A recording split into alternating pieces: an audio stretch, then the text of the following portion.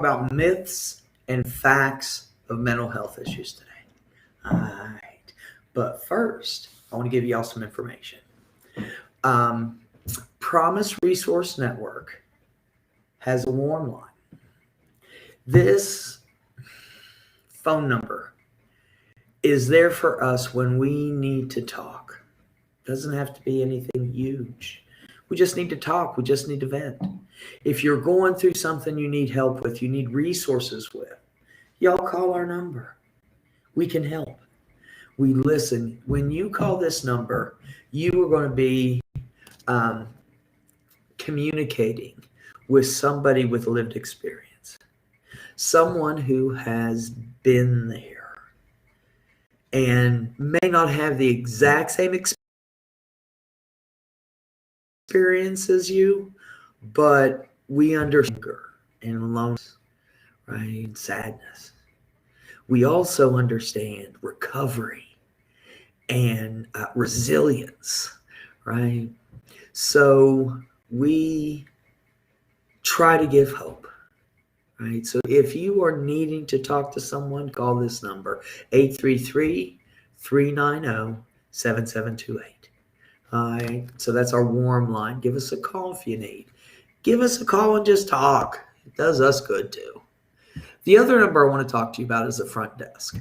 If you need to get in touch with one of Promise Resource Network's peer support specialists, call the front desk. Kim will hook you up. All right. She is the one that gets in touch with all of us that are working for PRN, and she can get us the information we need from you. So that number is 704-390-7709. Give Kim a call. She'll definitely help you out. All right, everybody. Welcome to Recovery Education. Almost ready to get started. Ready to get started. I insist on having fun no matter what I'm doing. I hope that's your experience too. But what we're going to talk about today are myths and facts that have to do with mental health issues. And the reason I wanted to talk about this today is because of stigma. Because of stigma. The information we're going to give out today can help fight stigma. Stigma is according to Webster's, is a mark of disgrace associated with a particular circumstance, quality, or person. A mark of disgrace. That's what stigma is. Other people think those of us with mental health issues are broken or weak or lazy, right? That stigma is out there. That thought by other people that we're different. When I look for the similarities, I find them. When I look for the differences, I find them too. So we want to use this information to fight stigma.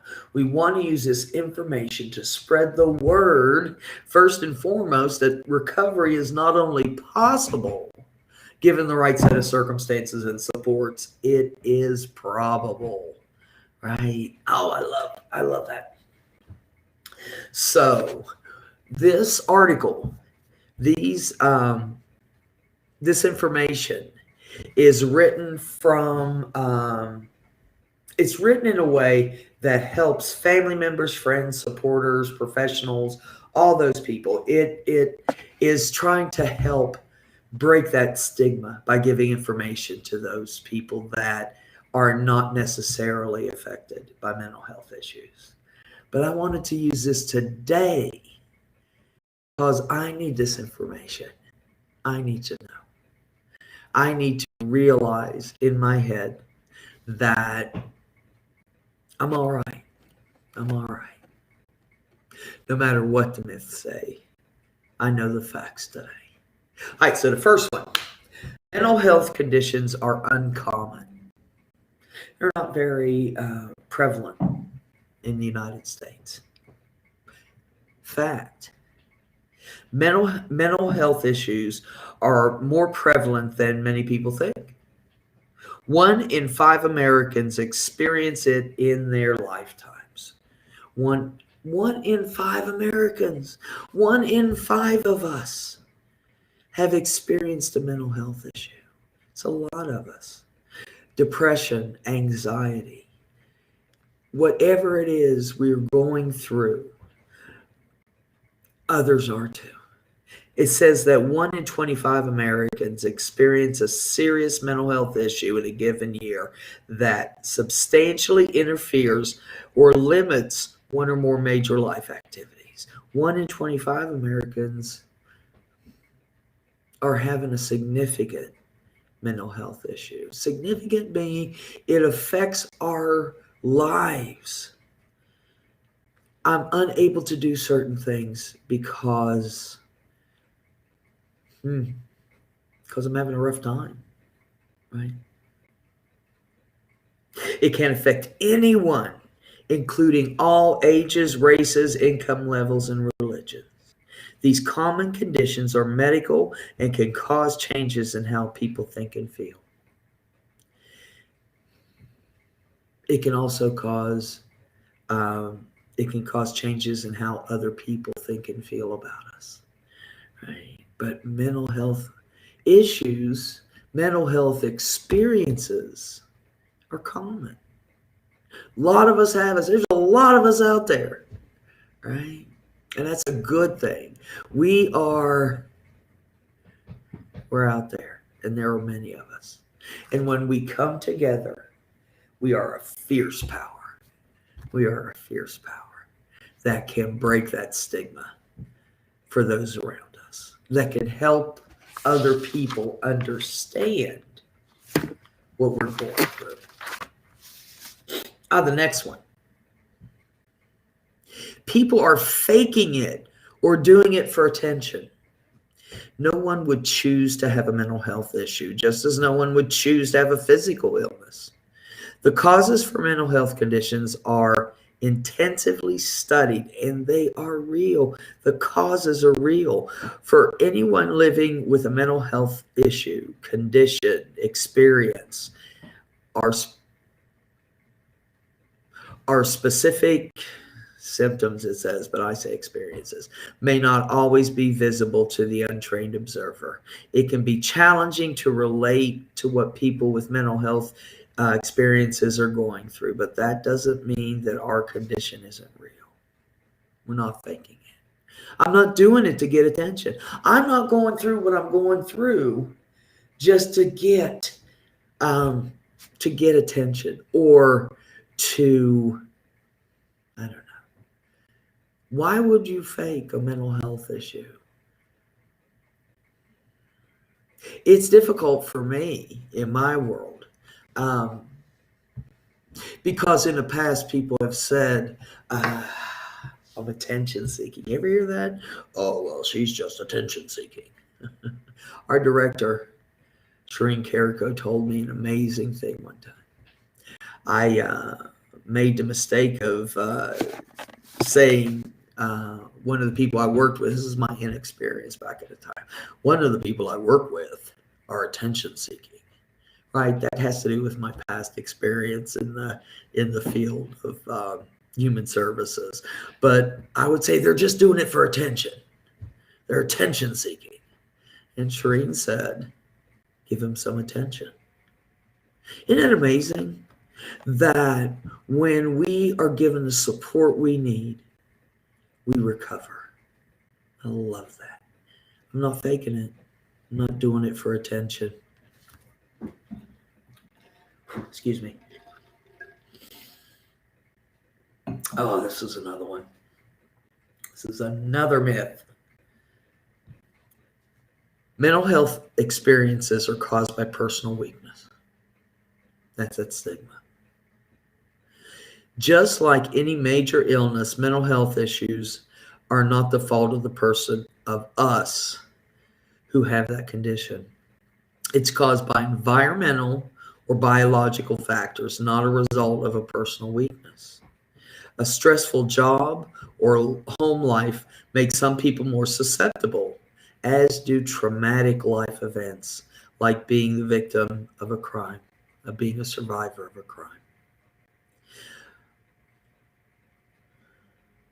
So there are a couple things that can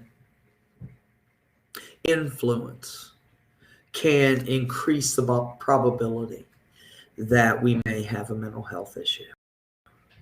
Environmental, we were raised, how we were raised. There were some of us that were in an environment that wasn't supportive, that just wasn't supportive. Biological is another factor. Like I said, it's been studied a lot. Some of us have a genetic factor that influences our mental health issues. That gene, right? That I call them heirlooms. Some of us pass them down generation to generation. And that's true. Mental health can be passed down genetically. It can increase the probability that we'll have not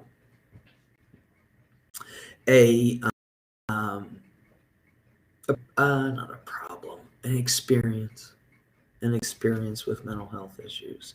The last one, due to traumatic life events. Many of us have trauma, and trauma has led us to mental health experiences, issues, concerns, right? The trauma from the past can smother us, can create a world of anger or sadness for us, may have us think that we're lazy or wrong, right? It's not true. It's not true. There are reasons we're going through what we're going through. Environmental, biological, and trauma. I think trauma being the biggest one. I saw a post that said marijuana is not the gateway drug. That's not what leads us to other things. What leads us to other coping skills that aren't beneficial for us, like using drugs and alcohol, shopping, gambling, all those things. These traumatic life events can influence us in our adventure in mental health issues, right? Things can influence it, like poverty. Poverty is very stressful, right? That's that environmental, that pushing from what we're going through in the world, right? People experiencing homelessness, the stress of that, especially if it's long term, can definitely affect us, right? So it's not about a personal weakness. It's not that I'm weak. It's not that I'm wrong. There's a reason. There's a reason I'm going through what I'm going through, right? All right. You're just sad, not depressed. Depression is not something people can will away. People often have the misconception that a person can just cheer up or shake it off. Right? Oh, just shake it off. Pull yourself up by your bootstraps. Some of us don't have bootstraps, right? If I could stop this, I would stop this. I don't like feeling depressed. I don't like being sad. I don't like being tired. I don't like the pain that's involved with depression. If I could stop it, if I could shake it off, I certainly would. That's not how it works. That's not how it works. It's not just the blues, but a serious medical condition that affects the biological functioning of our bodies, there are answers. There is recovery. There is solution, right? Usually it's a combination of things. It's a combination of things for me. You just put it that way. It's a combination of things that I can do to help me grow. Things I can do, coping skills I can use, tools I can get out of my toolbox and use to feel better, to use on my journey of recovery. And some of the literature I say, hey, Kim, says action, action, and more action. Action, action, and more action.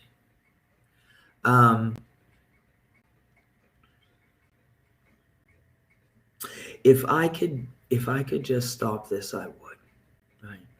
But I love the fact that we can get in solution, that we can get into recovery. Remember, recovery is not only possible, but it's probable.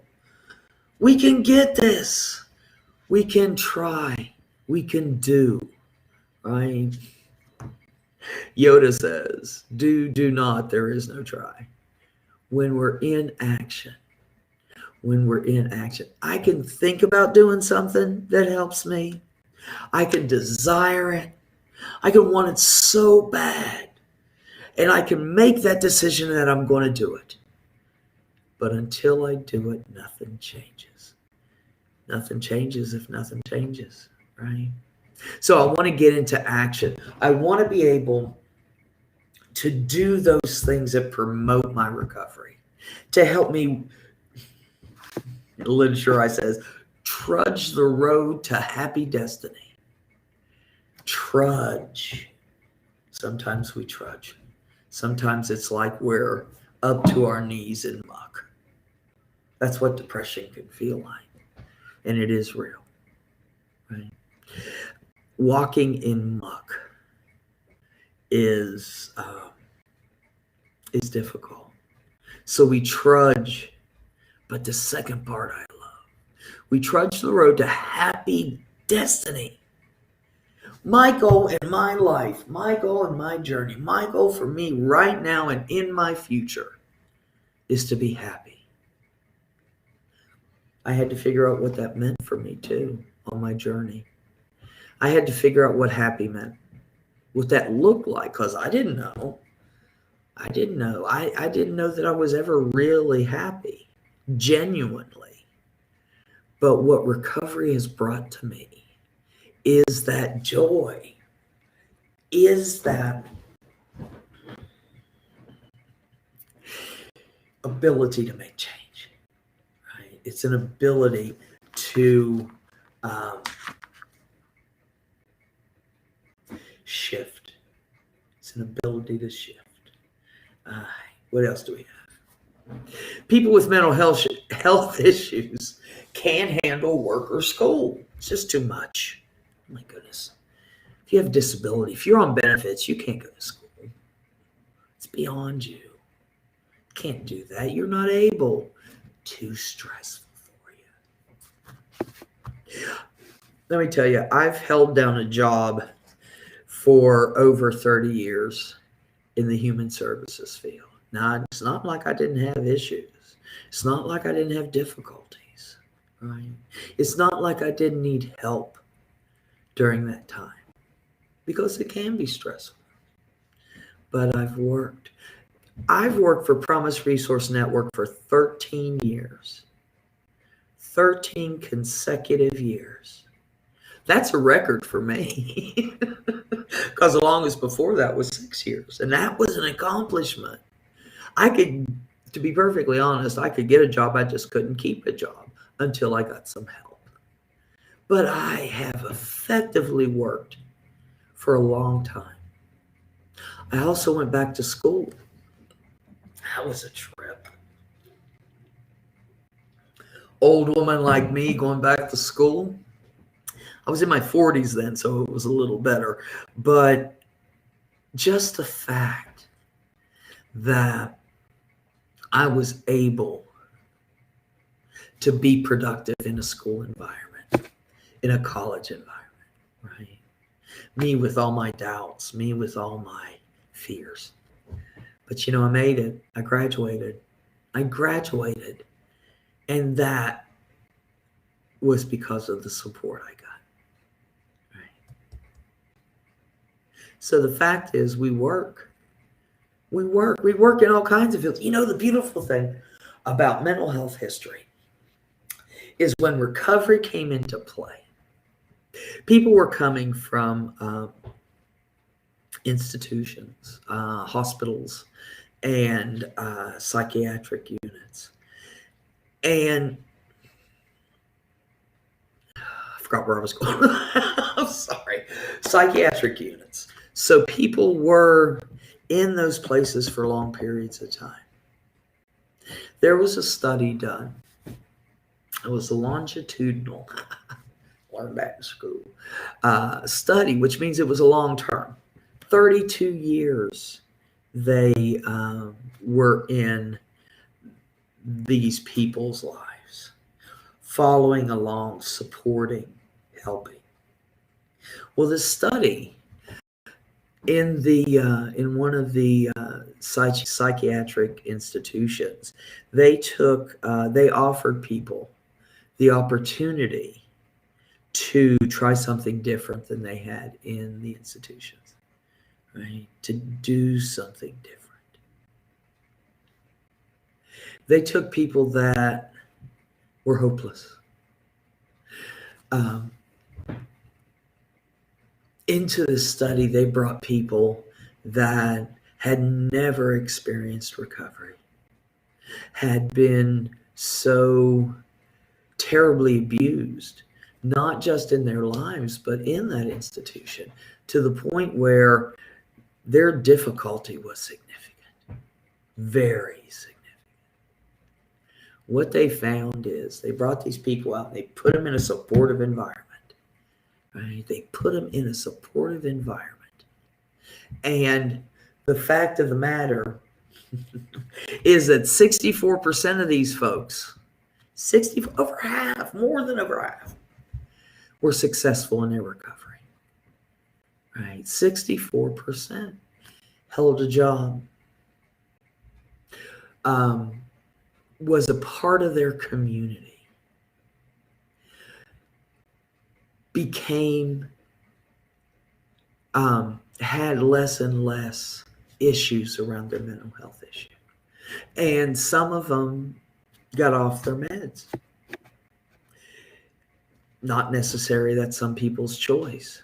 But these people, 32 years, they walked along beside them and found that we do recover. We do recover. No matter who we are, no matter what they said about you, no matter what they did to you, no matter what they did to me, or said about me, or made me do, or took me to, we can recover. We can work.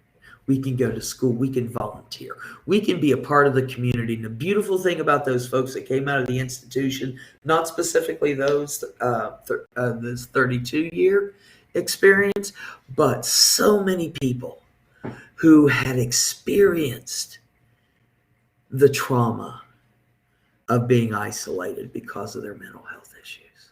You know what? We went back to school. We got letters behind our names so we could be heard.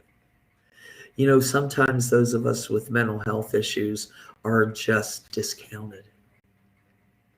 One of the biggest reasons I went back to school is to get the letters that can help me be heard by people that make choices, right? By those people up here that make all those choices that trickle down. Some don't make sense. Some are harmful. It's my job. It's my job to help other people understand how to help. Okay. I love it. So people came out.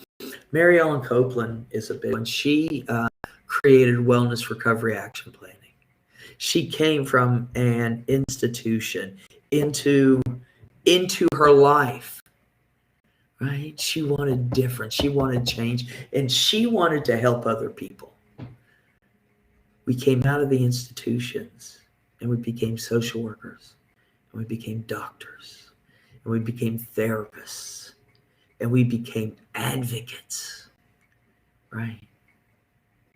We took our pain and created a life that could serve others.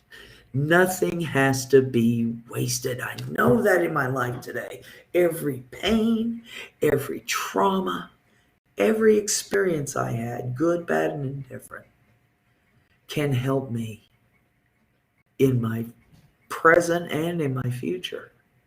Right? I love this stuff. I love it because my pain doesn't have to be wasted if I can use it to help myself or someone else. Right? That's recovery. That's what recovery is. If you feel better, we're cured. For some people, after getting in a proper recovery environment, many of our experiences may go away, but it does not mean we're cured. Right? This may be something I experience for the rest of my life. I have experienced mental health issues since my 20s. I'm 57, 58. I'm not really sure. Denial helps. But I've been at this a long time. And today I feel better. In the beginning of my recovery, it was so difficult, right? I had to be surrounded by support. And when that happened, I felt better. I felt better. I did better, right? I was better. I felt good. I was happy. I was much happier. I was living a life that helped me be proud, have dignity, have self-respect. Some good stuff. Good stuff. It said the relief we feel may be caused to the work that we do in order to sustain our mental health. We may need to continue working our recovery plan even after we feel better. It doesn't matter if we need to take medication short-term, long-term, or not at all. We should never stop taking our medication instantly. That's a big thing. If I'm on medication, I don't want to stop abruptly. It can cause me a lot of problems. It can cause death. Hey, Roberta. Come on, y'all, chat to me. Chat to me. All right. People with mental health issues should be kept in institutions. Lock us away. That's what they used to do back in the day, right? Some of us have seen One Flew Over the Cuckoo's Nest. It was a depiction of how institutions were in the 60s. Very rough. No treatment. No treatment to speak of. No help to speak of. No one to talk to. Roberta says, I don't take medications anymore. Oops, I lost him. I don't take medications anymore. I did not stop. I have done it right. We little by little come off it with our doctor's care. Some of us don't use medication, right? And that's cool too. But it says we should have been locked away. We should have been locked away. And that's what they used to do. In institutions, in attics, places that people wouldn't see us because of the stigma. So much judgment, so much fear because of those of us with mental health issues. We may not have acted in the most effective ways. And sometimes I scared people in the throes of my mental health experience. I scared people. I scared people who cared for me. They wanted the best for me, and they didn't know how to help. They didn't know how to help. But let's see what it says. While not always the cause in psychiatric history, today the majority of people living with mental health issues do not need long-term hospitalization. A more comprehensive mental health conditions have progressed treatments with respect and medical advancements. Like other diseases, there are periods of time where a person is particularly having difficulty and needs short-term and may choose short-term hospital stay. But there are few of us that stay longer than a week or two. Sometimes. I don't need to be ashamed of my hospitalizations. That was part of my recovery. I had gotten to the point twice in my recovery that I had to go back to the hospital. It's not a bad thing. We go where we go to get support and help. It doesn't matter where it is. It doesn't matter if it's in a hospital or a 12-step meeting or a church or a synagogue or wherever we go to find that help, right? Wherever we go to find that help. Let me get that off there. Wherever we need to go. And there is no shame in having to go somewhere to get help. Like I said, wherever that is. Wherever that is.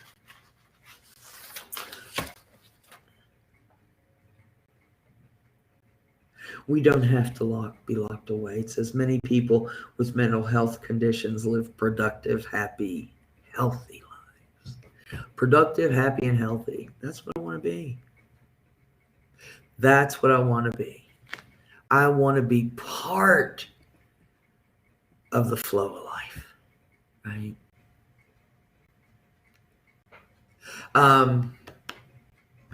Miss Love says, hey, everybody. Roberta says, my cat on catnip is what I look like when I'm having difficulties. Yeah. Some people don't understand what we're going through. You know what? But that's okay. That's okay. But I don't have to leave people uninformed, right? One of my biggest jobs today that I've chosen is to help fight that stigma, to help people with health issues understand, right? As I had to understand, I'm not weak. I'm not broken. There's I saw a song one day that said, even broken crayons can color. People did that with the best intentions to let us know that even though we're having difficulties, we can be effective in life. But I took offense to that because I am not broken. I'm not broken. I'm me. I'm not weak. I'm not lazy. I'm not wrong. I'm me. Right? How can I help people understand that? That this is just a part of me. It's not all of me. I am not just a person with a mental health issue. That's not all of me today. At one time it was. But today is different. Today, I'm not just that person with that issue. I'm a teacher. I'm a daughter. I'm a community member. I'm a neighbor. I am a sister. I am a person in long-term recovery. So how can we help? How can we help ourselves and our brothers and sisters? Right? I'm not broken. I think I'm one of the chosen ones. I want you to think about that. And that kind of sometimes, hits people the wrong way. But I believe that. I believe we are the chosen people because my higher power, whatever it was, took me out of hell and put me in a place of safety. Right? That sounds like chosen to me.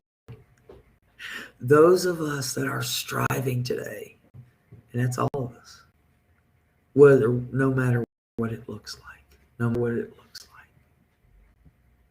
like. Let's look and see. Roberta, we can remelt the crayon and put new paper on it. Oh, I love that, Roberta. We can shift our lives. I changed my life completely. Completely. And I had to do that to get to happy. That's just me. It's just me. Right? Last but not least, this is how we can help. This is how we can help ourselves and other people understand what's on in our world. Be of assistance. Okay. Myth. You can't help someone with a mental health challenge. Fact. Everyone can help those of us living with mental illness by speaking and acting in a way that preserves personal dignity. Personal dignity. If we are part of removing mental health issues stigma in our society, we are helping everyone who experiences those issues. There are a couple ways we can do that. Let me go back over that.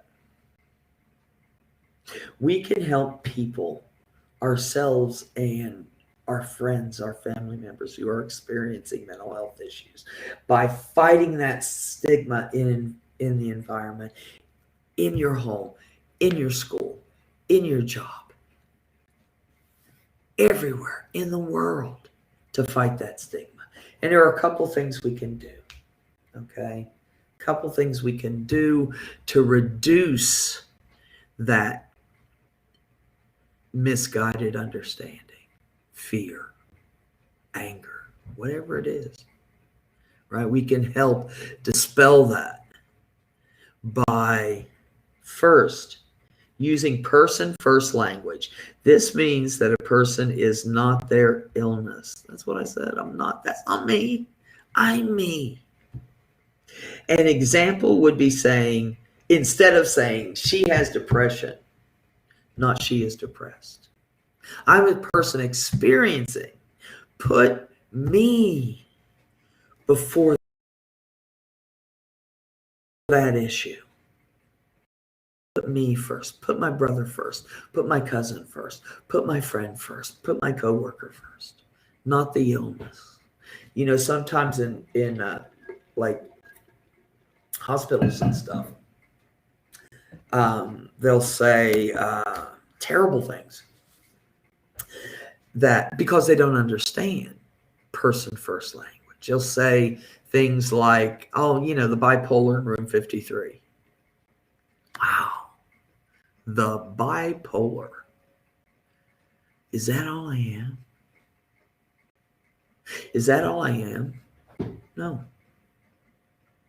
I am not the bipolar.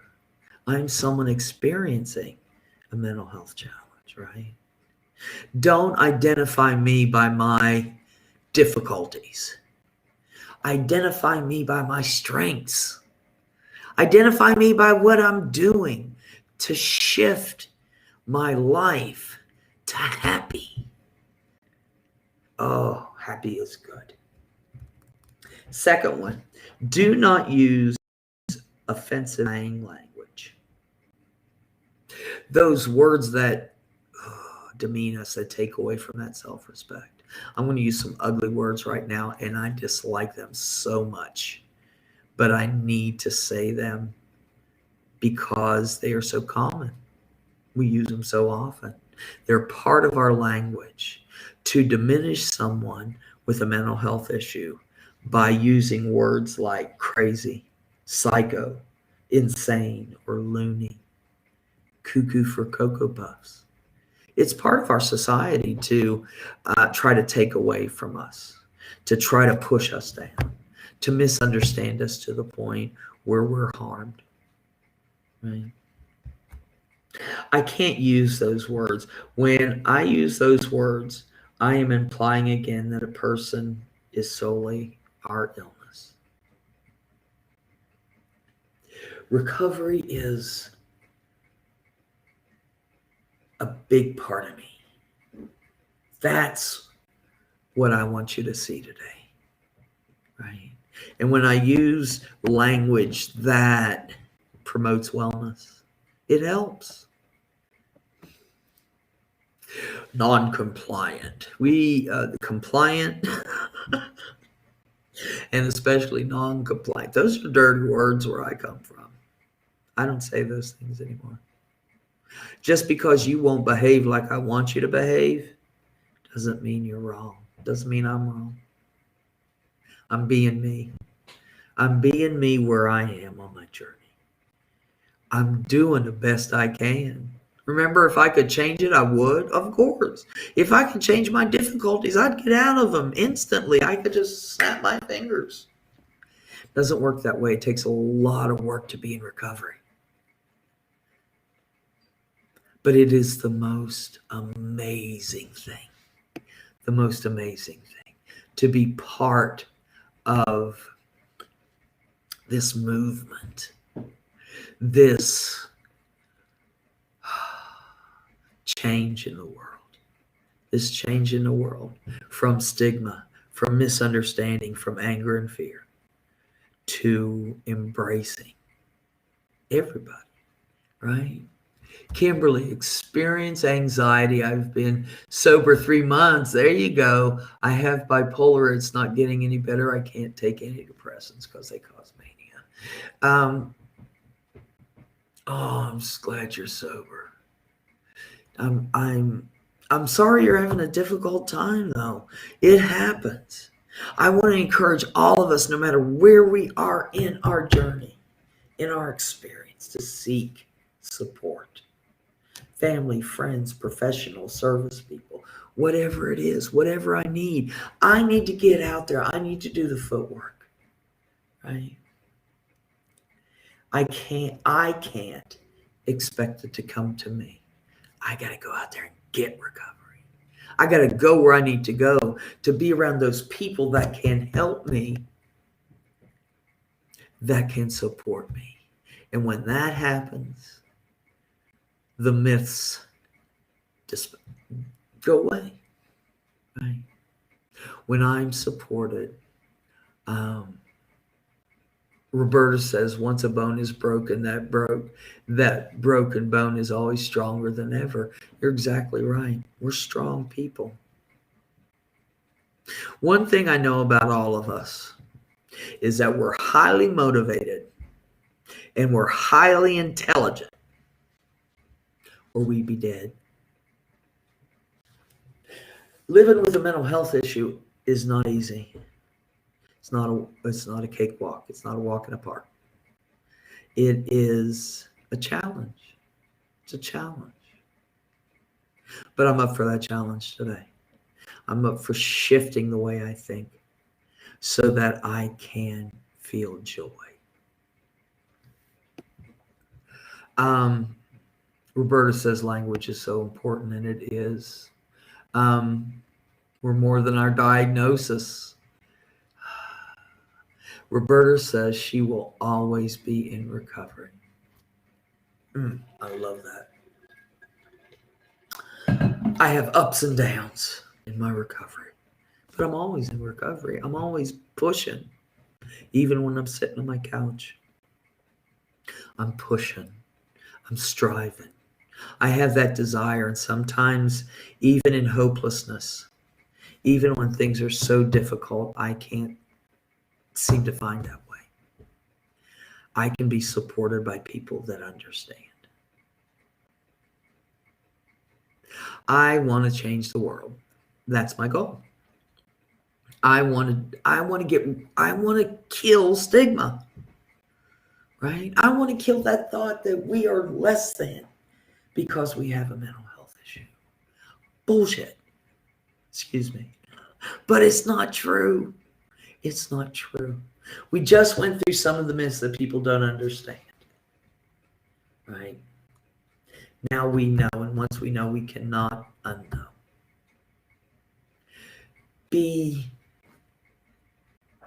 I want to be the best me I can be. Right? And that involves my recovery, and that involves my action. I want to dispel these myths. I want to help people understand so they can help me more. So I can go further and further and further along my recovery journey so that I can get happier and more peaceful and more productive in my life, doing what I want to do. I want to help others. I want to help myself. Right? I'm glad y'all were with me today. Hold on, let's see the chats again. I'm really glad that our folks out there have